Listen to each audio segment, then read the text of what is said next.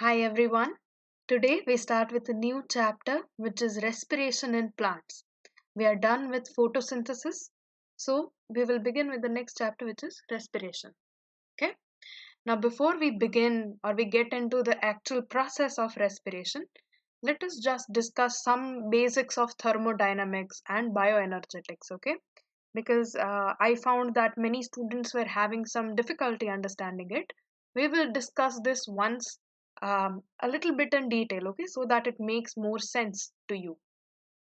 So, thermodynamics you may have studied in chemistry as well as in physics, but let us see what importance it has in biology. Okay, beginning with the zeroth law. Zeroth law says what? It says that if two systems, okay, I hope you know what system is, right? So system and universe, okay.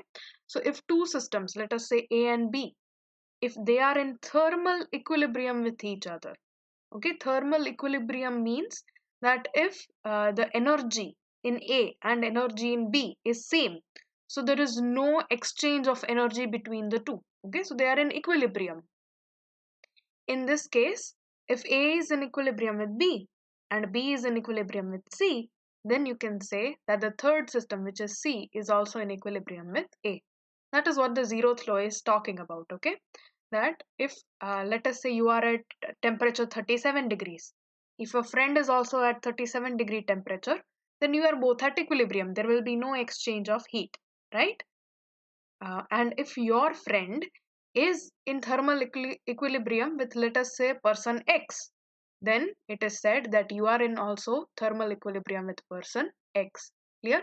So that is what the zeroth law is talking about. It is talking about this equilibrium. Okay, it is all about equilibrium. The first law is it says that energy can neither be created, okay, you cannot create energy, and you cannot even destroy an energy in an isolated system, of course. So you cannot create energy, you cannot destroy energy, you can only transform it from one form to another, okay. So energy can neither be destroyed nor be created, it can only get transformed from one form to another. Clear? We shall see why this first law is important in biology, okay, how it has arisen, what you can say, connection to life. Fine. So here is an example. You have batteries. So the battery has chemical energy, right? You must have studied the structure of a cell. So it has chemicals in it, so it has chemical energy. When the circuit is complete, it this chemical energy is converted into electrical energy, right? And this electrical energy, the electricity will flow through these wires and reach the bulb, the light bulb. The light bulb will get lit. So what happens now? This electrical energy gets converted into light energy, and along with light there will also be heat which is generated, so it also gets transformed into heat energy. So here you can see that one form of energy gets converted into another form, but in no way is the energy ever created or energy ever destroyed in the whole process. Yeah. Now, second law of thermodynamics, which is again very, very important for us, okay, in case of biology. So the second law, in general, what is important for us, it tells that entropy of the universe always increases. Let us take an example. Let us say you have this man, okay, and randomly he is just throwing bricks. In this case, there is very, very, very, very, very less probability that all the bricks will align in a very ordered manner. Okay, this is an improbable way for bricks to fall. However, this is probable. Okay, there is probability, very high probability that whatever bricks he is throwing, it will fall in the disorderly manner. So this is one law in nature, that whatever natural things are happening, processes are occurring, okay, reactions are taking place, they always increase the entropy in the universe, okay, in one way or another they are increasing disorderness, okay. The universe does not like order, it likes disorder. So whatever is happening, it is causing disorder in the universe, then the universe is happy. Second thing, what second law tells us is about the spontaneity. Spontaneity matlab, will it happen on its own? Will it occur on its own, right? So let us say you have ice. Will the ice melt at room temperature? So yes. But will water at room temperature become ice outside at room temperature? So no. So this is because of entropy. Okay, it is because of second law, that disorderedness, that is chaos. Okay, entropy always increases in the universe. Fine. And the third law says that entropy tends to be zero at absolute zero temperature, which is 0 Kelvin, which is almost impossible to reach. Okay, but if you do reach 0 Kelvin, then there will be very less amount of entropy, which is called residual entropy, but that is not very important for us in biology. What is important is this first law, which is nothing but law of conservation of energy, and second law, which says that a reaction can be spontaneous. How it can be spontaneous? If it is going from ordered to disorder. Okay, only if it is going from order to disorder will it be spontaneous. Okay, the entropy in the universe should always increase. Fine. So you must have seen this type of graph in chemistry also, that if you talk about a chemical reaction, right? So let us say there is a chemical reaction of making ammonia using Haber's process. So you have nitrogen N2 plus hydrogen H2, which is giving you ammonia NH3. So this reaction is forward reaction. So it is moving in this forward direction, right? Now, same way, there could be reverse reaction also, that ammonia will decompose and give you nitrogen plus hydrogen, right? Just an example. So this is the rate of reverse reaction. After a certain period of time, there is an equilibrium reached. What does this equilibrium mean? So here, at equilibrium, this is what the flat line is showing, that the rate of forward reaction and the rate of reverse reaction have become equal.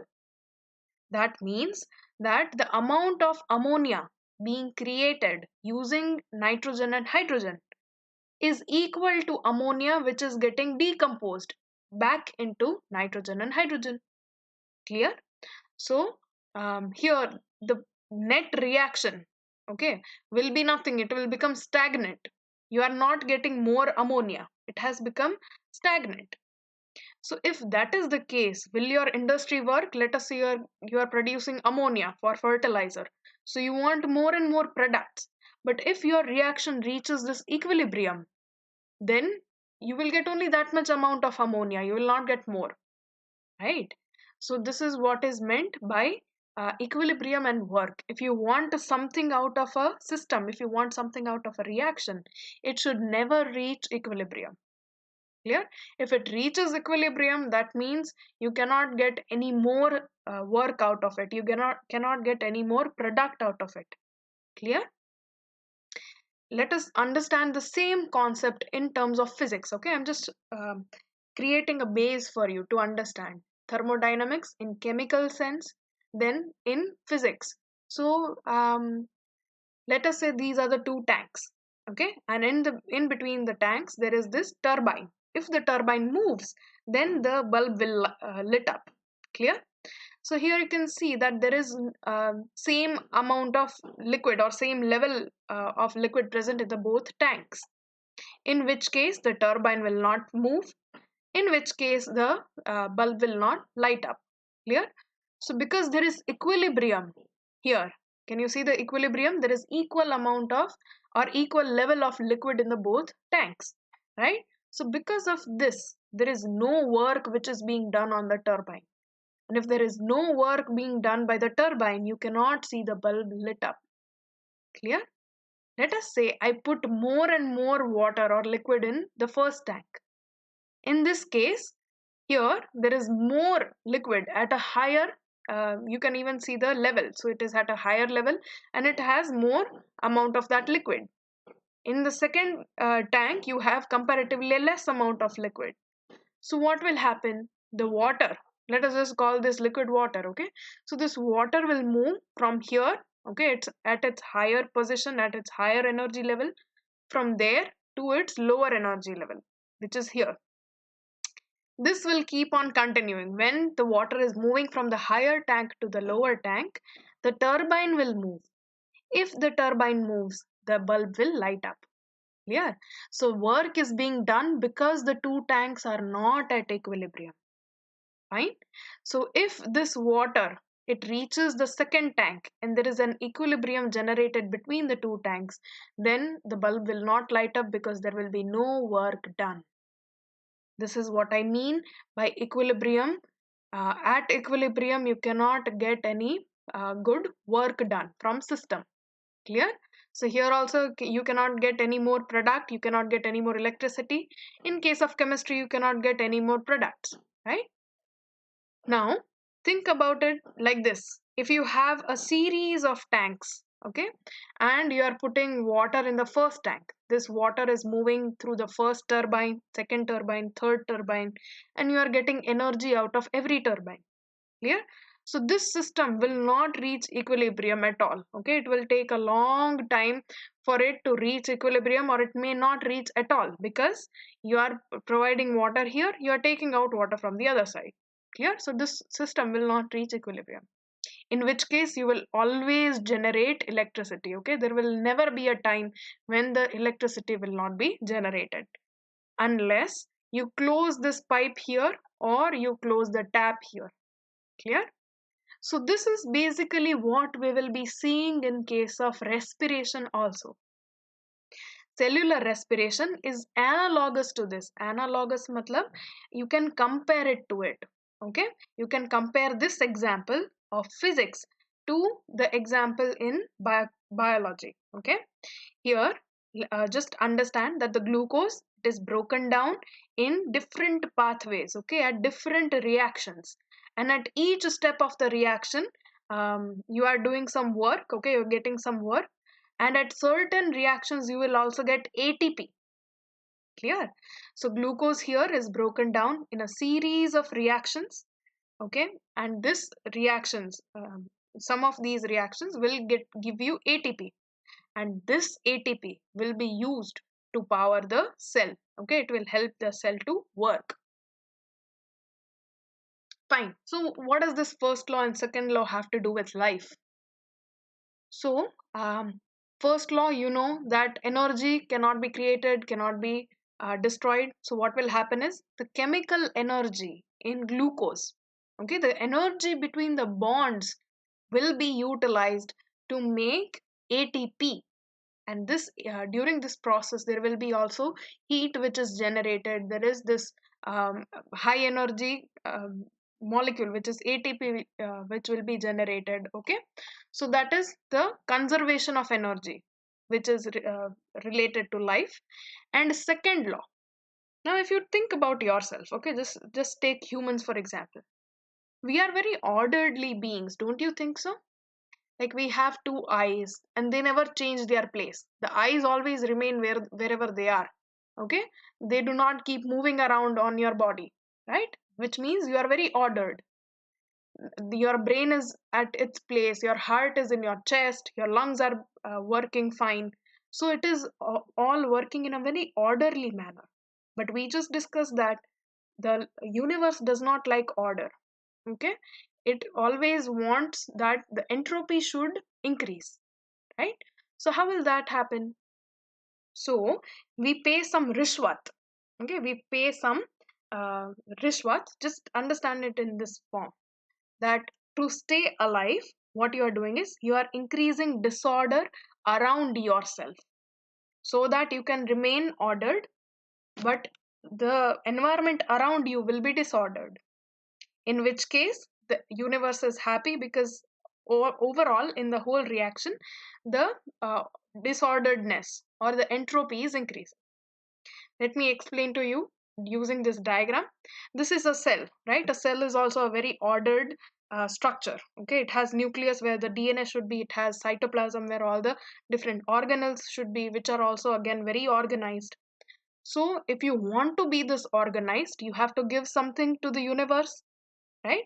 So during this cellular respiration, a lot of heat is generated. This heat, when it radiates out of your body, okay, your body temperature is 37 degrees. So what is happening to that, the molecules surrounding you? So the air particles which surround you, the molecules of the air which surround you, they receive this heat, okay? And after receiving the heat, because they now have higher energy, they move around with much more kinetic energy, okay? So this will cause more and more disorderedness around you. So overall, the universe is happy that entropy is increasing. Clear? And you are not breaking the law of thermodynamics. Fine. So this is what is meant by living state. If you are in a living state, this means you are far, far away from equilibrium, as we saw here. If you are at equilibrium, there will be no electricity generated. In case of living system, there will be no ATP generated. Only when we are far away from the equilibrium that we can actually generate some energy. Clear? So we take in the food, we digest the food, then that food reaches our cells, and the cells metabolize this food. Through this food we produce ATP, and that ATP will be used to do some useful work. Okay, so that is W, you will get some work out of it. And Q is the heat energy that you are giving to the universe. Okay, and so there is more entropy surrounding you, and this is how you are able to stay alive. Only at death, okay, when a person dies, so the cells are no longer metabolizing, in which case they are no longer giving that heat energy to the universe. So there is no increase in entropy in the universe, in which case it does not like that. You cannot um, uh, what you can say, you cannot not follow the second law of thermodynamics, right? So what it will do is, then the dead body, it will start decomposing. Clear? It will start becoming more and more disordered. Okay, so this is what is meant by living state, what is meant by equilibrium, and why equilibrium should never be reached in case of living system. Fine. What it means to be spontaneous reaction. Okay, spontaneous means only the reactions which increase the entropy, fine, in the end. And yeah, so this is how first and second law of thermodynamics play a role in case of life, in case of living things. Clear? I hope this much I was able to at least make you understand a little bit. Okay, and to not reach this equilibrium, you of course require energy, and that energy you are getting from food. So that is the first law, and here is the second law of thermodynamics, which every living thing follows. Clear? Okay, coming to the topic, which is respiration. So, you must have heard that, or I know you have heard that respiratory system, okay, it includes your lungs and everything, and you even study the inspiration, expiration, the rate of inspiration, expiration, and all the volumes related to lungs. So, a lot of people have this doubt or confusion that what is difference between the two respiration. So, one of them we call breathing. Okay, whatever you take in the oxygen and you give out carbon dioxide, that is called breathing. Okay, and the respiration, where actually the respiration is taking place, is at your tissues, at your cellular level. Clear? What happens is, your cells, they take this oxygen, they utilize this oxygen to oxidize glucose or oxidize some energy giving molecules. After that oxidation, you are left with ATP and carbon dioxide. So this carbon dioxide, through your blood, it comes to the lungs, and that carbon dioxide you expire. Clear? So this is how the breathing and cellular respiration, they go hand in hand. Okay, breathing is more like a physiological or physical process. Okay, while cellular respiration is more of a physiological process. Fine, it is more of a cellular process. Chalo. So all energy required for life processes is obtained by oxidation of some macromolecule that we call food. Okay, if all the energy you are getting for listening to this lecture, for writing down notes, for opting to, let us say, um, watch television or do your homework, right? So for all of this you require energy. And in case of photosynthesis, we had seen different modes of energy, okay, different autotrophic, heterotrophic, and other all, right? So here in respiration, all this energy that you require for this life processes you obtain from oxidation of some macromolecule, okay, it can be any macromolecule that we call food. The list of macromolecules or what all can be included in this we will discuss in the coming slides. Yeah. So what do we mean by oxidation? Oxidation can have three definitions. So first one is loss of electron. When a molecule it loses electron, you call it oxidation. There could be loss of hydrogen, okay, so you're losing hydrogen as well, or just hydrogen, then you call the process oxidation. Or you are gaining an oxygen. In these all three cases, you call the process oxidation. Then what is reduction? Reduction is exactly opposite. When a molecule gains electron, then it is called reduction of that molecule. When it gains hydrogen, the same. Or it loses oxygen, then also you call it reduction. Clear? I hope you understand this basic things before we begin with the actual process of respiration. Okay, it is very, very important. Right. So your cellular respiration is actually a redox reaction. Okay, let us see how it is a redox reaction. So glucose, which is C6H12O6, it loses electrons and hydrogen. Okay, it is losing hydrogen. It is becoming less and less, uh, what you can say, reduced. Okay, so it is losing hydrogen. In which case you say that glucose is being oxidized. What is it oxidized into? It is getting oxidized into carbon dioxide. Clear? And oxygen, on the other hand, is getting reduced. Why? Because it gains electrons and it gains hydrogen. So from oxygen, it is becoming H2O, water. So this whole process, if you see, then it is a redox reaction, right? But when we discuss or when we talk about respiration, normally we just say that glucose is being oxidized, right? So that is the kind of process we call respiration. In reality, every reaction that you see, reduction, oxidation, of course it has to be a redox pair, right? But here when we talk about glucose only, we call the process of respiration as a oxidative process. Let us understand this.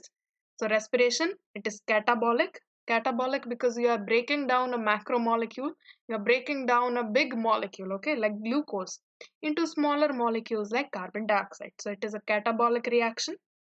It is exothermic. Exothermic meaning during this process there will be a lot of energy which is generated, right? And it is an oxidative process because here the glucose, it is getting oxidized into carbon dioxide. This is exactly opposite of photosynthesis. Photosynthesis is reduction of carbon dioxide. Okay, so it is an anabolic process first of all because it is using carbon dioxide. We are making glucose, so it is anabolic. From small molecules, we are making big molecules. It is endothermic. That is, it requires energy. Where is it getting the energy from? From the sun, right? So it is endothermic reaction and it is reductive process because the carbon dioxide will get reduced. It will have added hydrogen and electrons to make glucose. Clear? Fine. After understanding the basics of respiration, let us understand what is this reaction actually. Okay, so have you heard of combustion? I know if you are a fan of, let us say, sports car and everything, you must have even heard of combustion engines and everything, right? The engines that you use in the cars, in the truck, everywhere, right? So combustion is nothing but when energy is released all at once in the surrounding as heat, then you call it combustion. Okay, it is an oxidative process, first thing. So there is some oxidation which is going on. Let us think of hydrogen bomb. Okay, so here you have hydrogen, H2, and then you have oxygen. Hydrogen is an inflammable gas. So when hydrogen comes in contact with oxygen, there is a huge explosion. Okay. Now, during this explosion, a lot of heat energy is released. A lot of light energy is released in the surrounding as heat, okay, as light. And the product you get is H2O, water, right? So here the energy is released all at once. In one dhudum, everything, all energy is released, right? So let us say combustion of glucose. Now this is my question for you or homework for you. Find out if you burn glucose, okay, if you burn glucose, will there be any ash that remains or there will be no ash? Fine. This is the reaction of glucose oxidation. So C6H12O6 plus 6 oxygen will give you 6 carbon dioxide plus 6 water and heat. Clear? So this is what happens when you there is combustion or oxidation of glucose. Clear? Now what is the difference between this combustion and respiration? You would be surprised to know that we are also nothing but combustion engines. Okay, we are also using the same fuel and we are also oxidizing the fuel, right? So respiration, in this case, the energy is released in a series of slow, stepwise reactions which are controlled by enzymes, and this energy which is released in stepwise manner is trapped as chemical energy in form of ATP. Let us understand the same using this diagram. Remember those turbines that we had seen in previous examples? So let us say you're taking in hydrogen, and this hydrogen, it will give its electron, and these electrons will pass through multiple different molecules, okay, multiple different turbines. At each turbine, you are generating some amount of energy. All of this energy will be used to make ATP. Clear? So you are doing the same thing. There is also combustion like reaction going on here, but you are doing it in a more controlled manner. Clear? So that not all energy will go into the surrounding. You are trapping that energy. You are converting that energy into the energy between the bonds of ATP. This ATP is broken down wherever energy is needed, and hence ATP, it acts as energy currency of the cell. Clear? So is this much clear? Oxidation of glucose, you can have either combustion or you can have a more controlled and a more ordered manner of respiration. During this process also we will see that only some amount of this energy is converted into ATP. A lot of this energy will go into the surrounding in form of heat. Fine. So now how exactly do we get this energy? Where is this energy coming from? So glucose, if you remember the Fisher diagram, let me just draw. So you have 6 carbons, right? 1, 2, 3, 4, 5, and 6. Part in the diagram, but so you have 6 carbons, right? Between these carbons, there is a bond, right? So this bond also has a lot of energy. It is called a covalent bond. So breaking of these bonds, okay, between these bonds, you release a lot of energy when you break the bonds, when you add oxygen to it. Clear? So by breaking the bonds, uh, so by breaking the carbon-carbon bonds of complex compounds like glucose through oxidation, this leads to release of energy, and the whole process is called respiration. Okay, you are just breaking the carbon-carbon bonds by oxidizing them, and during this oxidation process you get a lot of energy which is released. Okay, and this whole process is called respiration. The compounds that are oxidized, now what are these carbon-carbon containing compounds? Okay, carbon bond containing compounds. So these compounds are called respiratory substrates. Yeah, and the respiratory substrates can be carbohydrates and fats. They can also be proteins, and even some organic acids under certain conditions. Now, hear this clearly, okay? Whenever given a choice, your body will first go for carbohydrates. So, always carbohydrate is used for production of energy, okay? That is its sole purpose. Fine. Apart from the structural importance of carbohydrates, the other major part, okay, the major importance of carbohydrates or specifically sugars is to provide energy, okay, is to get metabolized, get oxidized, and provide energy. So, first, carbohydrates will be used. Then, let us say you are on a fast, you have not eaten for 2 days. Then, your body will start using fats, okay. Of course, even if you have not eaten for half a day, your body starts using fat. Okay. So after carbohydrate, fats will be used. Remember, fats are also storage molecules of energy, right? You can store carbohydrate in form of starch in plants and glycogen in animals. After carbohydrate, you store energy in form of fats in adipocytes. Remember, so this stored fat will be used to get energy. In very dire conditions, that is very severe condition, your body does not have fat, it does not, or it cannot spare any more fat, okay, or it does not have any glucose. What will it do? It will start breaking your proteins. So, if you have seen somebody who has been doing fasting for a very long time, let us say 1 month fast, then at the end of that month, his or her muscle mass would have decreased. Okay, his muscles or her muscles would have become reduced. Why? Because the protein is used as respiratory substrate to get energy. Okay, your body is on emergency mode and it is using proteins. So when you are using carbohydrate and fats for respiration, it is called floating respiration. Clear? You have some reserve material, you have some storage material that you are using to get energy. So it is floating respiration. But if your body shifts on using protein as the respiratory substrate, it is called protoplasmic respiration. There is a lot of breakdown of your muscles, of your proteins, and then these proteins are used to derive energy. So it is called protoplasmic respiration. In some plants and in a lot of bacteria, the plants and bacteria, they even use organic acids for respiration. Okay, so organic acids means what? First thing, organics, obviously it is a hydrocarbon compound. Acid meaning it has carboxylic acid group. I will just give you example of organic acids.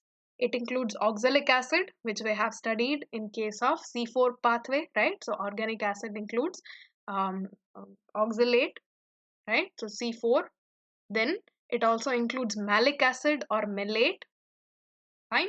So that is also having 4 carbons, so C4. Sometimes when you have a lot of alcohol in your system, that alcohol is also used as a respiratory substrate. Clear?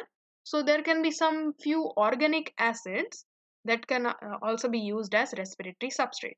But when given a choice, your body will go for glucose first, followed by fats, and then later on by proteins. Clear?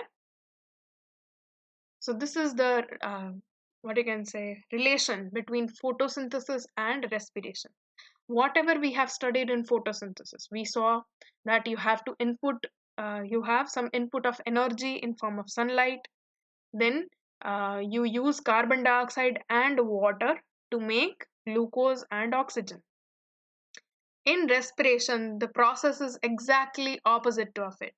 Okay, you are using this glucose and you are using the oxygen and you are making ATP. In this process, you are also losing some energy in form of heat. So after this whole process, what are you giving back? You are giving back the carbon dioxide and water.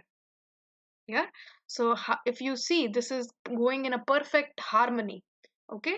Photosynthesis, it does the forward reaction. Then the cellular respiration, it is doing the reverse reaction. Here, if you just look at it, all of the sunlight that was absorbed by the photosynthesis. It is used to make glucose and oxygen and glucose, right? Mostly.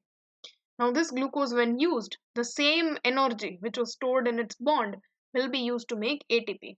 So, this is how directly or indirectly every living thing on this planet is dependent on sunlight. If there is no sunlight, the whole process will stop. So, this is the significance of respiration.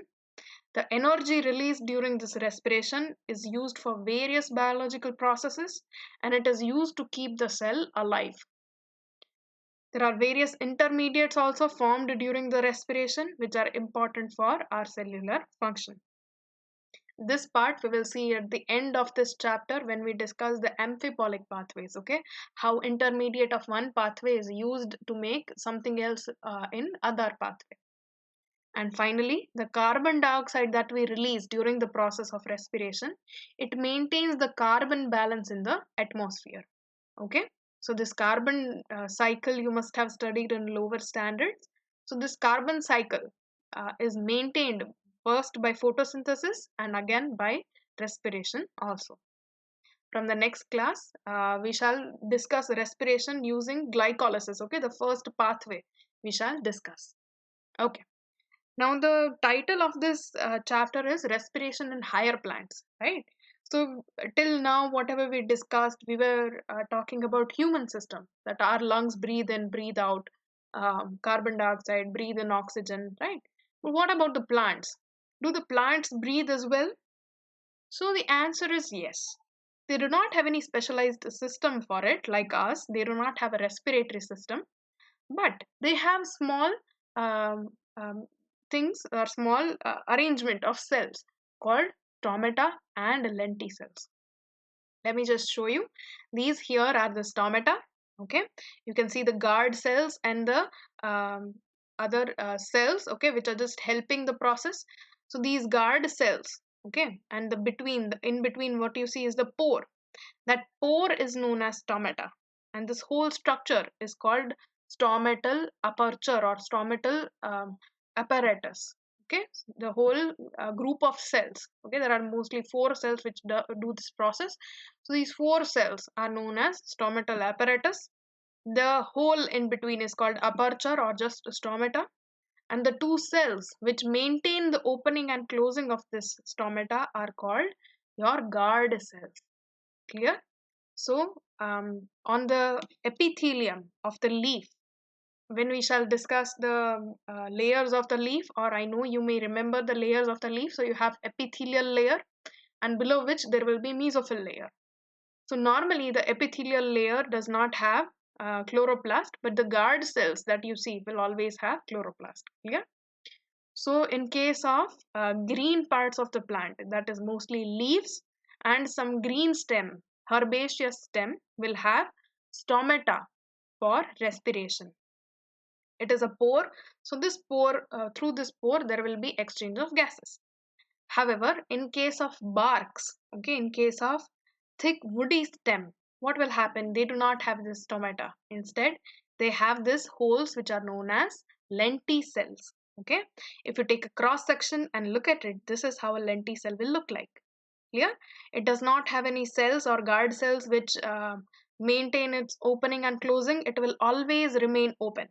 So if this is the epidermis, okay, the red colored one, there is a break in the epidermis and there is this sort of a spongy tissue that you can see. Okay, so all the oxygen and carbon dioxide will be just be exchanged through this lenticell.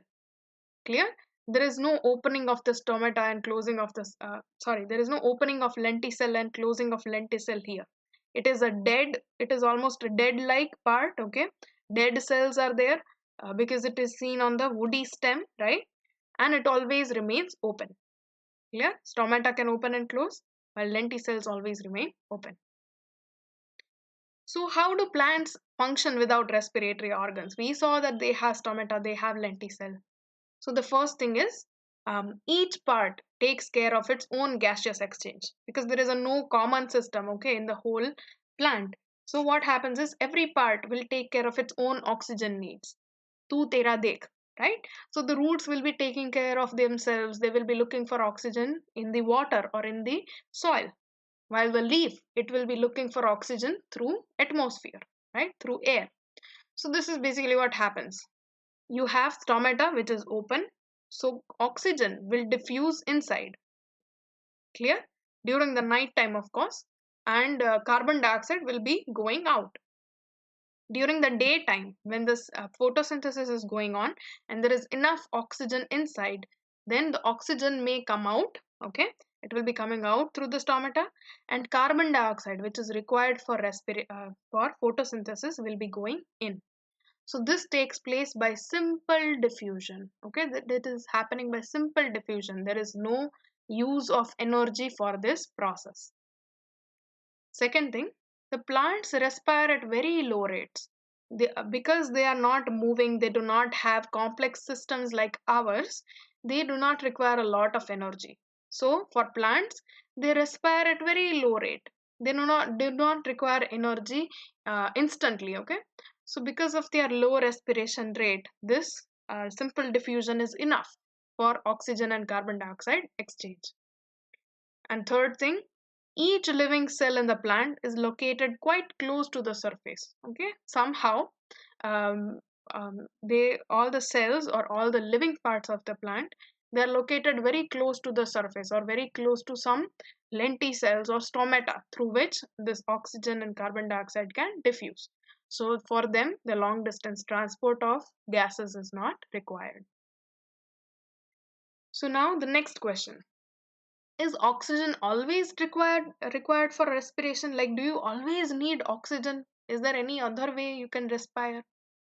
So if you have understood evolution, you must have heard that on early earth, that is on this planet, there was a lack of oxygen because there was no autotrophic plant or autotrophic organism which was doing photosynthesis and releasing oxygen, okay?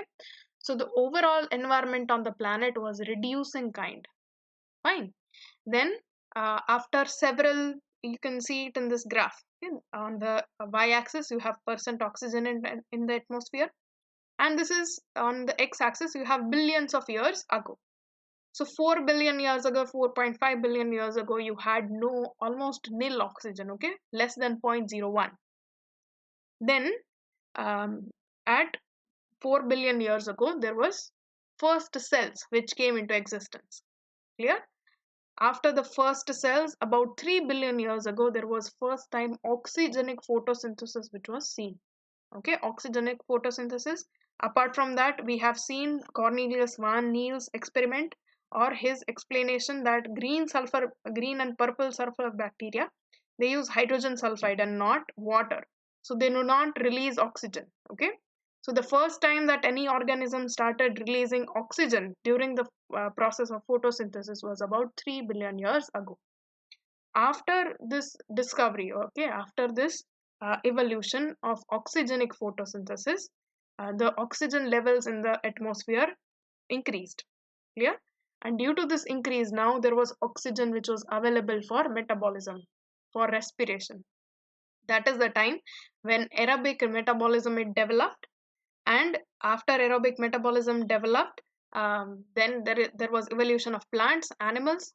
Here there were dinosaurs, and today you can see that at 20 or 21% atmospheric oxygen level, we are living here. Clear? So in today's atmosphere, you have 21% of oxygen. But before that, okay, before this photosynthesis was ever even discovered, there must have been some metabolism without oxygen also. So that is called anaerobic metabolism. Okay, anaerobic conditions, the anaerobic metabolism was taking place. Even today, there are some living organisms, especially bacteria, which are adapted to anaerobic conditions only. Okay, they want only conditions where there is less amount of oxygen. Right. So there are two types of such anaerobes. Anaerobes are the organism which live in anaerobic condition. There are facultative anaerobes, meaning they can live in oxygen condition, but they prefer without oxygen. Okay, the condition without oxygen. And then there are obligate anaerobes. who require purely anaerobic condition, that is without oxygen. If there is even a little bit of oxygen in the surrounding, then they will not be able to survive. Yeah. So I hope you got the answer. Is oxygen always required for respiration? So no. For anaerobic respiration, you do not require oxygen. Okay. So there are some very simple living things who can even respire without oxygen, and they are called anaerobes. So all living organisms retain that enzymatic machinery to partially oxidize glucose without the help of oxygen. Okay, so all the living organism you see today, they have the same pathway. Okay, the same enzymatic machinery which can partially oxidize glucose without actually using oxygen, and this pathway is called glycolysis. Yeah, or glycolysis. Fine. For glycolysis we will study in the next class, and I hope this much base and this much basic information and understanding which was important for the next concepts was enough for you. Okay, that it made a lot of things clear. Chalo, see you next time.